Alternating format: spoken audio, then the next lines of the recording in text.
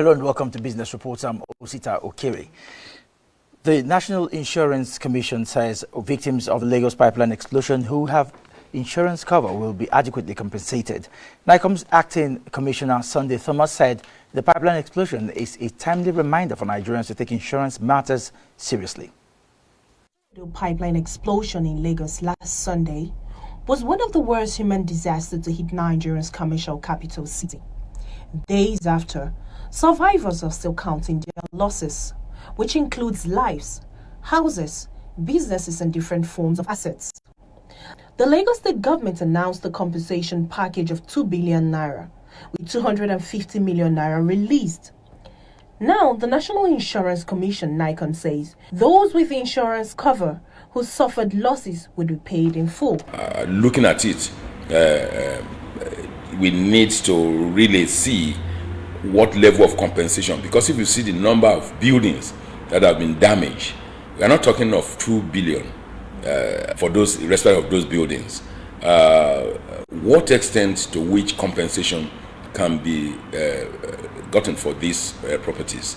I think that is where we will need to do a critical analysis. Acting Commissioner of the National Insurance Commission, Sunday Thomas, says the awareness of the insurance sector is very low, and there is a need for proper sensitization in the country. We also want to increase our efforts in the area of developing the industry.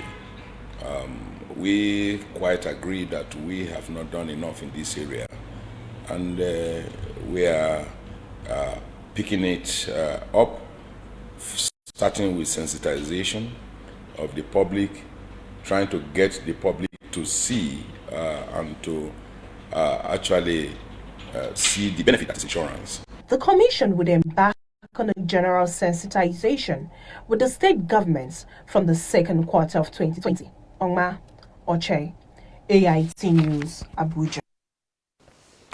And given the continuous impact of the coronavirus on global supply chains, the Central Bank of Nigeria, CBN, is to increase its intervention in local manufacturing and import substitution by 1 trillion naira.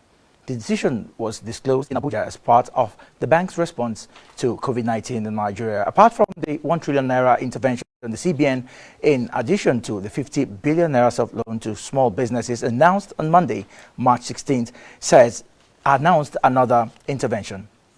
Increase its intervention by another 100 billion in loan this year to support health authorities, to ensure laboratories, researchers, and innovators work with global scientists to patent and or produce vaccines and test kits in Nigeria to prepare for any major crisis ahead. Details of how these facilities can be accessed will be released from Saturday when the CBN meets with the Bankers Committee in Lagos. The CBN also reiterated its call for support to pharmaceutical and healthcare industries. Thirdly, an implementation committee that will action the private sector contribution of the 1.5 trillion infrastructure funding that will link farming communities to markets as agreed during the Going for Growth Roundtable last week will be set up next week. The CBN had set up the Financial Market Situation Room to monitor global markets and advise adequate response. The bank says it will announce more interventions in the coming days to reduce the effect of COVID-19 on the Nigerian economy. And to the stocks market now, investors on the floor of the Nigerian Stock Exchange on Wednesday gained 128.49 billion as the Nigerian Stock Exchange gained 1.09% to erase a previous day loss. The market closed at 22,789.64 points against 0.71% loss recorded on Tuesday, with it year-to-date currently at 15.10% loss. And to the commodities market, also had a fair share of the global economic headwinds, with dwindling prices. Crude oil traded southwards with a daily loss of 20.22%. Brent lost 10.9%, with trading values lost at over $3 to trade at $25.5.